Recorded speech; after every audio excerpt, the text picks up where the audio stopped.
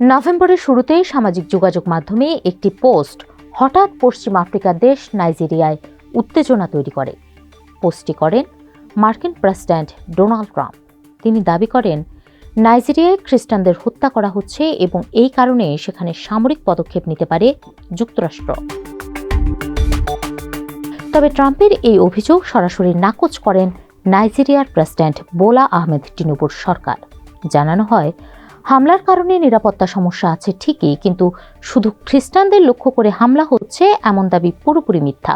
বরং মুসলিম ও অন্যান্য ধর্মীয় সম্প্রদায়ের মানুষও এসব সহিংসতার শিকার হচ্ছেন। কিন্তু এই ব্যাখ্যায় সন্তুষ্ট হয়নি ওয়াশিংটন। ধর্মীয় স্বাধীনতার পরিস্থিতি নিয়ে যুক্তরাষ্ট্র নাইজেরিয়াকে কান্ট্রিজ অফ পার্টিকুলার কনসার্ন বা বিশেষ উদ্বেগের দেশের তালিকায় রাখে। পাশাপাশি খ্রিস্টানদের সুরক্ষা দিতে ব্যর্থ হওয়ার অভিযোগে নিষেধাজ্ঞা, আর্থিক সহায়তা কমানো সহ বিভিন্ন শাস্তিমূলক পদক্ষেপ নেওয়ার হুমকিও দেয়।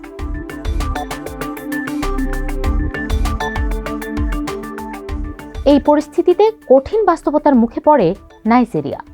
সামরিক হামলার আশঙ্কা তৈরি হয় সেখানে। খ্রিস্টান গণহত্যার অভিযোগ অস্বীকার করে দেশটি।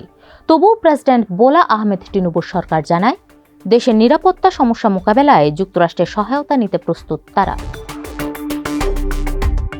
এর কয়েক সপ্তাহ পর 25 ডিসেম্বর রাতে উত্তর পশ্চিম নাইজেরিয়ায় হামলা চালায় যুক্তরাষ্ট্র। একে শক্তিশালী অভিযান বলে উল্লেখ করেন মার্কিন প্রেসিডেন্ট ডোনাল্ড ট্রাম্প। তবে মার্কিন সামরিক বাহিনীর আফ্রিকা কমান্ড জানায়, নাইজেরিয়ার অনুরোধেই এই হামলা চালানো হয়েছে। এরপর দুই দেশের মধ্যে সহযোগিতা আরও বাড়ে। নাইজেরিয়ায় গিয়ে স্থানীয় সেনাদের প্রশিক্ষণ দেন প্রায় 100 মার্কিন সেনা। তাদের দাবি, সরাসরি যুদ্ধে অংশগ্রহণ নয়, গোয়েন্দা তথ্য, প্রযুক্তি ও কৌশলগত সহায়তা দিচ্ছে যুক্তরাষ্ট্র। অল্প সময়ের মধ্যেই পরিস্থিতি বদলে যায়। যে দেশকে কিছুদিন আগেও শাস্তির হুমকি দেওয়া হয়েছিল, সেই দেশই এখন যুক্তরাষ্ট্রের নিরাপত্তা সহযোগী হয়ে উঠেছে, যা সবাইকে অবাক করেছে।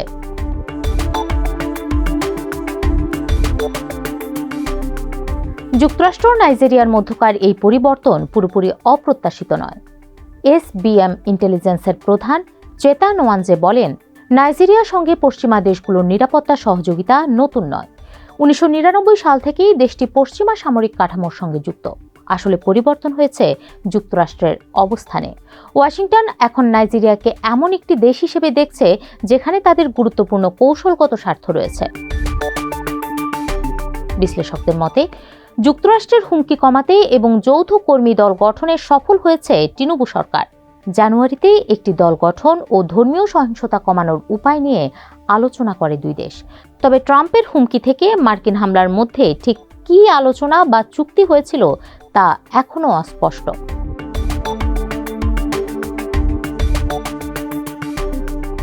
যুক্তরাষ্ট্র নাইজেরিয়ার মধ্যকার পরিস্থিতির মোড় ঘোরাতে বড় ভূমিকা রেখেছিল লবিং চুক্তি। গত 17 ডিসেম্বর নাইজেরিয়া ওয়াশিংটন ভিত্তিক DCI গ্রুপকে প্রায় $90 মিলিয়ন নিয়োগ দেয়। এই চুক্তির উদ্দেশ্য ছিল যুক্তরাষ্ট্রকে বোঝানো যে নাইজেরিয়া খ্রিস্টানদের সুরক্ষায় কাজ করছে এবং সন্ত্রাস বিরোধী লড়াইয়ে তাদের সমর্থন প্রয়োজন। বিশ্লেষকদের মতে, এটি ছিল আগুনের বিরুদ্ধে আগুন কৌশল। অর্থাৎ যুক্তরাষ্ট্রের কিছু লবি নাইজেরিয়ার বিরুদ্ধে অভিযোগ তুলেছিল, আর নাইজেরিয়া এবার লবির মাধ্যমে নিজের অবস্থান তুলে ধরল। যুক্তরাষ্ট্রের কিছু ধর্মীয় ও রাজনৈতিক গোষ্ঠী নাইজেরিয়ার পরিস্থিতি ভিন্নভাবে তুলে ধরেছিল। তাই সেই প্রচারণার জবাব দিতেই নাইজেরিয়ার এই লবিস্ট নিয়োগ।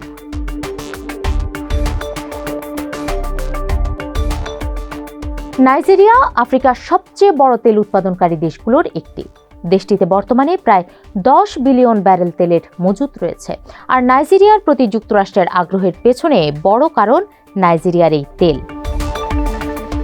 নাইজেরিয়ার এই সিদ্ধান্তকে পরিকল্পিত বিনিময় হিসেবে বর্ণনা করেছেন বিশ্লেষকরা।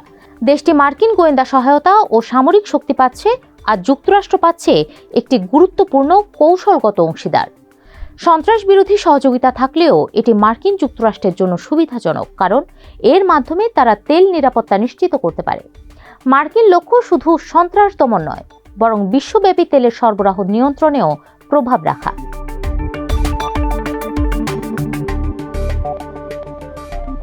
নাইজেরিয়ায় মার্কিন সহযোগিতা নিয়ে উদ্বেগ রয়েছে। বিশ্লেষকদের মতে মার্কিন সামরিক উপস্থিতি জঙ্গি গোষ্ঠীগুলোর প্রচারণা আরও শক্তিশালী করতে পারে। তারা বিদেশি শক্তির বিরুদ্ধে লড়াইয়ের গল্প ব্যবহার করে নতুন সদস্য ভাড়া করতে পারে। বিশেষ করে ইসলামিক স্টেট, সাহেল প্রভিন্স, আইএসএসপি এবং আল কায়েদা সংশ্লিষ্ট গোষ্ঠীগুলো এই সুযোগ ব্যবহার করছে।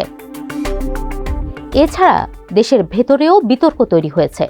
অনেকেই মনে করছেন নাইজেরিয়া তার সার্বভৌমত্বের সঙ্গে আপোস করছে।